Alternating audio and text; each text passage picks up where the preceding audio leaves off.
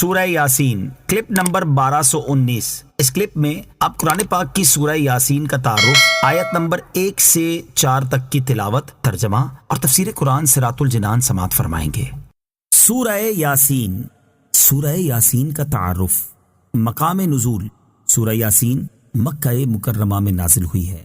آیات، کلمات اور حروف کی تعداد، اس میں 5 رکوع، 83 آیتیں، 729 کلمے اور 3000 حروف ہیں۔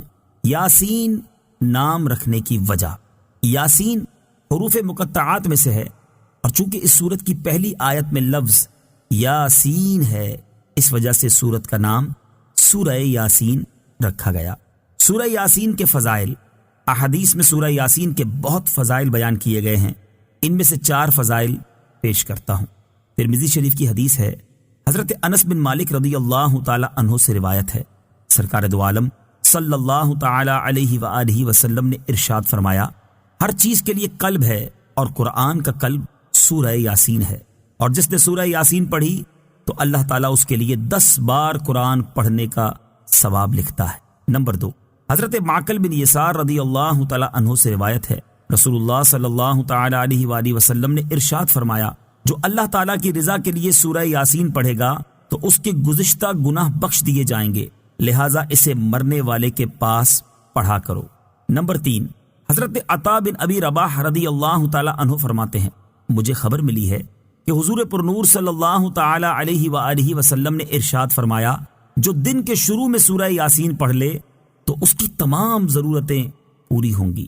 حضرت انس بن مالک رضی اللہ تعالیٰ عنہ سے روایت ہے، حضور اقدس صلی اللہ تعالی علیہ وآلہ وسلم نے ارشاد فرمایا، جو شخص ہر رات سورہ یاسین پڑھنے پر ہمیشگی اختیار کرے پھر وہ مر جائے تو شہادت کی موت مرے گا۔ سورہ یاسین کے مضامین، اس سورت کا مرکزی مضمون یہ ہے کہ اس میں قرآن پاک کی عظمت، اللہ تعالیٰ کی قدرت و وحدانیت، تاجدار رسالت صلی اللہ تعالی علیہ وآلہ وسلم کے منصب اور قیامت میں مردوں کو زندہ کیے جانے کو بیان کیا گیا ہے، اور اس میں یہ چیزیں بیان ہوئی ہیں۔ نمبر 1، اس سورت کی ابتدا میں اللہ تعالیٰ نے قرآن کی قسم کھا کر فرمایا کہ نبی اکرم صلی اللہ تعالی علیہ وآلہ وسلم سب جہانوں کو پالنے والے رب تعالیٰ کے سچے رسول ہیں، اور ان کی رسالت سے لوگ 2 گروہوں میں تقسیم ہو گئے، ایک گروہ عناد اور دشمنی کرنے والا جس کے ایمان لانے کی امید نہیں، اور دوسرا گروہ وہ ہے جس کے لیے خیر اور ہدایت حاصل ہونے کی توقع ہے۔ ان دونوں گروہوں کے اعمال محفوظ ہیں، اور اللہ تعالیٰ کے قدیم اور ازلی علم میں ان کے آثار موجود ہیں۔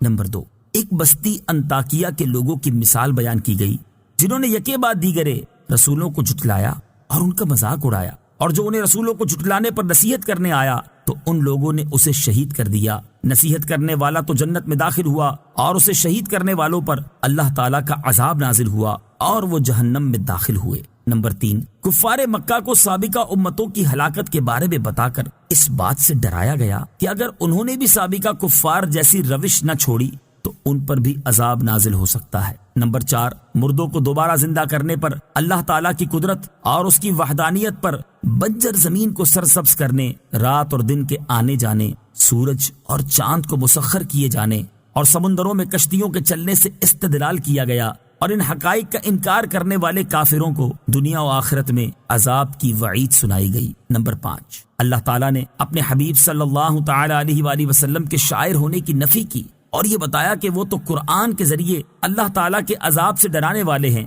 اور اس بات کی خبر دینے والے ہیں کہ لوگوں کو اللہ تعالیٰ کی نعمتوں پر شکر ادا کرنا چاہیے۔ سورہ فاطر کے ساتھ مناسبت، سورہ یاسین کی اپنے سے ماقبل سورت فاطر کے ساتھ مناسبت یہ ہے کہ سورہ فاطر میں بیان ہوا کہ کفار مکہ نبی کریم صلی اللہ تعالی علیہ وآلہ وسلم سے منہ موڑتے اور انہیں جھٹلاتے ہیں، اور سورہ یاسین کی ابتدا میں قرآن کی قسم ذکر فرما کر ارشاد ہوا کہ نبی کریم صلی اللہ تعالی علیہ وآلہ وسلم اللہ کے رسول ہیں، صراط مستقیم پر ہیں، اور یہ اس قوم کو اللہ تعالیٰ کے عذاب سے ڈرانے والے ہیں جن کے آباء و اجداد کو اللہ تعالیٰ کے عذاب سے ڈرایا جا چکا ہے۔ بسم اللہ الرحمن الرحیم۔ ترجمہ، اللہ کے نام سے شروع جو نہایت مہربان رحمت والا ہے۔ یاسین والقرآن الحکیم إنك لمن المرسلين على صراط مستقيم. ترجمہ: حکمت والے قرآن کی قسم، بے شک تم رسولوں میں سے ہو، سیدھی راہ پر ہو. یاسین.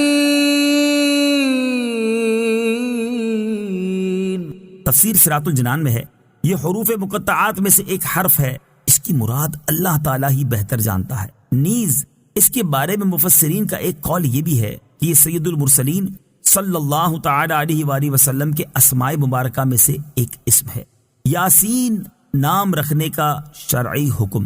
اعلیٰ حضرت امام احمد رضا خان علیہ رحمت الرحمان نے یاسین نام رکھنے کا جو شرعی حکم بیان فرمایا، اس کا خلاصہ یہ ہے کہ کسی کا یاسین اور طٰہٰ نام رکھنا منع ہے، کیونکہ بقول بعض علماء ممکن ہے کہ یہ دونوں اللہ تعالیٰ کے ایسے نام ہیں جن کے معنی معلوم نہیں، کیا جب ان کے وہ معنی ہوں جو غیر خدا پر صادق نہ آ سکیں، اس لیے ان سے بچنا لازم ہے. اور اعلیٰ حضرت رحمت اللہ تعالی علیہ کے بقول یہ نبی کریم علیہ الصلوۃ والسلام کے ایسے نام ہیں جن کے معنی سے واقف نہیں. ہو سکتا ہے ان کا کوئی ایسا معنی ہو جو حضور اقدس صلی اللہ تعالی علیہ وسلم کے لیے خاص ہوں اور آپ کے سوا کسی دوسرے کے لیے اس کا استعمال درست نہ ہو. ان ناموں کی اعلیٰ حضرت رحمت اللہ تعالی علیہ کی بیان کردہ رائے زیادہ مناسب ہے، کیونکہ ان ناموں کا حضور اقدس صلی اللہ تعالی علیہ وآلہ وسلم کے لیے مقدس نام کے طور پر ہونا زیادہ ظاہر اور مشہور ہے. نوٹ: جن حضرات کا نام یاسین ہے وہ خود کو غلام یاسین لکھیں اور بتائیں، اور دوسروں کو چاہیے کہ اسے غلام یاسین کہہ کر بلائیں.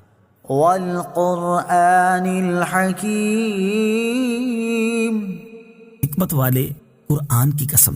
تفسیر صراط الجنان میں ہے اس آیت اور اس کے بعد والی 2 آیات کا خلاصہ یہ ہے کہ کافروں نے حضور پرنور صلی اللہ تعالی علیہ وآلہ وسلم سے کہا تھا کہ آپ رسول نہیں ہیں اور نہ ہی اللہ تعالیٰ نے ہماری طرف کوئی رسول بھیجا ہے. ان کے اس قول کا یہاں اللہ تعالیٰ نے رد فرمایا اور قرآن مجید کی قسم ارشاد فرما کر اپنے حبیب صلی اللہ تعالی علیہ وآلہ وسلم کی رسالت کو بیان کرتے ہوئے ارشاد فرمایا: حکمت والے قرآن کی قسم، بے شک آپ ان ہستیوں میں سے ہیں جنہیں رسالت کا منصب عطا کیا گیا ہے، اور بے شک آپ ایسے سیدھے راستے پر ہیں جو منزل مقصود تک پہنچانے والا ہے. یہ راستہ توحید اور ہدایت کا راستہ ہے، اور تمام انبیاء کرام علیہم الصلوۃ والسلام اسی راستے